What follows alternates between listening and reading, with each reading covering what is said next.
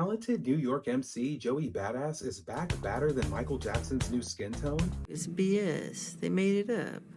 They lie. as he raised his tone for the start of 2025 with his latest song, The Ruler is Back, delivering a strong comeback track to start the year off where he delivers his expected lyrical ability, showcasing his true Brooklyn flow to put East Coast rap back on the map with a track giving passive-aggressive bars towards the West Coast, but more specifically Kendrick Lamar. Even though Joey B did not specifically name Kendrick in his new record, the lyrics of Joey representing his East Coast roots by calling out West Coast hip-hop dick licking will have you feeling otherwise, Too much West Coast dick licking, really ain't shit sticking. or have you feeling like it was a Jay-Z line, which indeed it was, Yes. from Jay-Z's Reasonable Doubt debut album with the track 22 Twos, Too much West Coast dick licking, and too many niggas on a mission, doing your best Jay-Z rendition. which I won't lie is a little bit of a surprise that Joey would even take lines from another New York rapper, but let me give Joey Badass a break for God's sakes. I mean, he ain't no drizzle cake.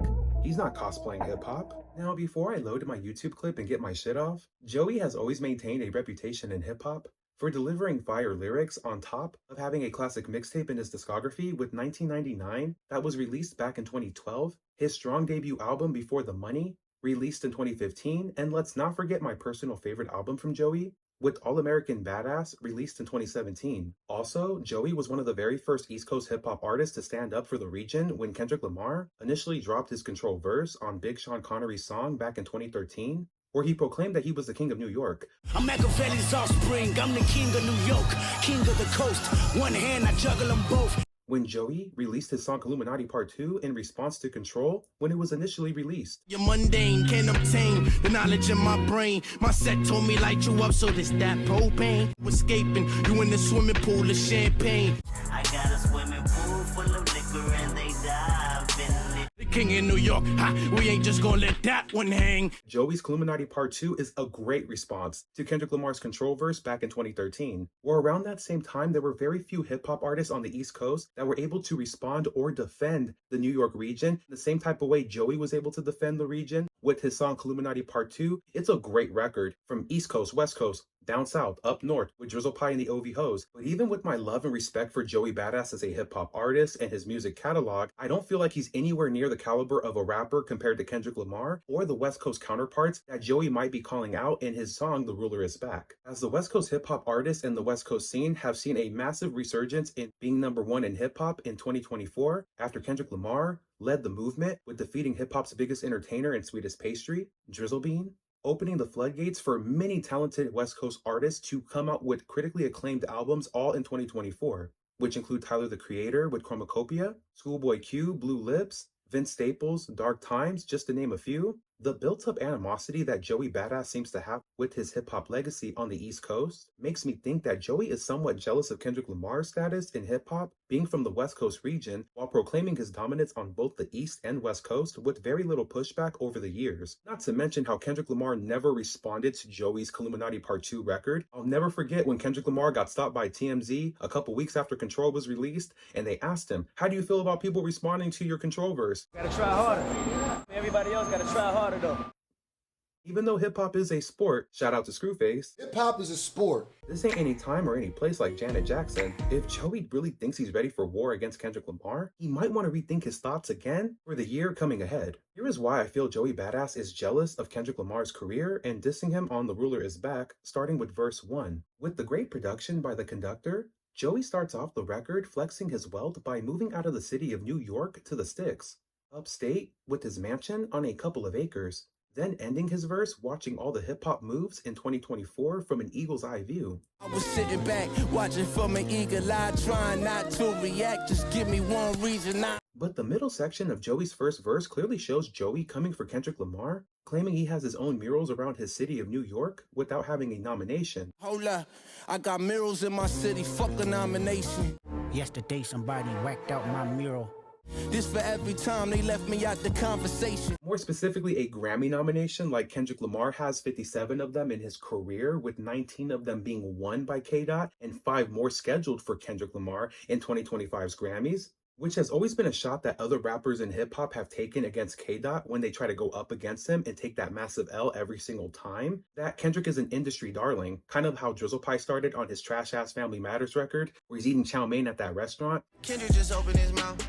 Someone go hand him a Grammy right now. You know, Kendrick has had these massive cosigns over the years in his hip hop career. After being co-signed over the years by Dr. Dre on a music perspective, helping elevate Kendrick Lamar's status in hip hop to a superstar status early on in his career with Good Kid, Mad City to Pimp a Butterfly production. And on the business perspective for Kendrick Lamar's career recently, you have Jay-Z, who has been helping Kendrick Lamar get elevated in a bigger status in hip hop outside of the music, with having opportunities to headline the Super Bowl coming up in 2025. Even though I'm a big Kendrick Lamar glazer, I can see the narrative that Joey is trying to proclaim in his first verse when it comes to Kendrick Lamar's career and status in hip hop, and I do like it, but only if this song was released right around the time GNX being released at the end of November. This would have been a perfect time for Joey to come back with this single. It just doesn't make any sense when you wait this long to come back with your comeback single attacking the West Coast region, who has been dominating all of 2024. And with that Grammy line, again, that would hit more too if you were talking about a rapper who is getting Grammys just off of the cosigns of the industry ties that he has. But with Kendrick Lamar, he literally has classic albums. He earned those Grammys. He might be an industry darling, but that darling deserves every Grammy. And you can pause if necessary. So I like it, but it's a little too late for that, especially to get a reaction from Kendrick Lamar. Verse 2. As I already mentioned, Joey starts off his second verse with lines paying homage to Jay-Z's 222's record, essentially jacking lyrics to go up against the West Coast hip-hop region and hip-hop fans for appreciating the West Coast music that has been coming out of the West Coast for the last year and dominating the hip-hop charts in 2024. But to take lines from Jay-Z specifically, not like B.I.G.G.I.E., who was iced out with Lil Caesar Leo, no, you chose Jay-Z, the same New York legend that is supporting the West Coast counterpart that you're going up against in your song, Kendrick Lamar. Hold up, wait a minute, your career ain't shit unless you got some Kendrick in it. Seems a little contradictory to Joey Badass's point, trying to reclaim the throne as the best in New York and the king of hip-hop, when you're taking lines from Jay-Z, the same rapper from New York that you're paying homage to, is literally helping elevate Kendrick Lamar on a business level for his hip-hop career. It ain't clicking like Be Legit and E40. But turn up Be Legit, no 40 water, tell him. Joey then proclaims how rappers be throwing rocks. I'm hearing niggas throwing rocks, really ain't shit sticking. Clearly the term throwing rocks and trying to hide your hand is a line that Kendrick Lamar stated on his record Element in 2017 from his classic album Damn. Most of y'all throw rocks and try to hide your hand. Just say his name and I promise that you'll see Candyman. Then continuing on with the second verse, Joey states that his Black Air Force energy is coming out the speakers. This that Black Air Force energy coming out your speaker. Which again could easily be paying homage to the Nike Air Force One sneaker in hip hop culture. But let's not forget that Kendrick Lamar's recent single, Let the Party Die, features Black Air Force Ones. Then to proclaim himself as God and others being unable to reach with their arms, alluding to Kendrick Lamar being short. I'm out to reach your arms too short to box the Elohim. Which I won't lie are some really clever lines from Joey.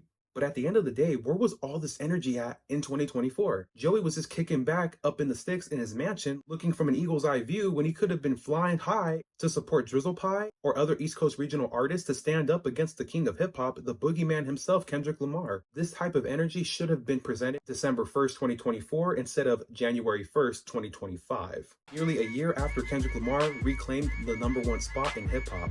No ludicrous.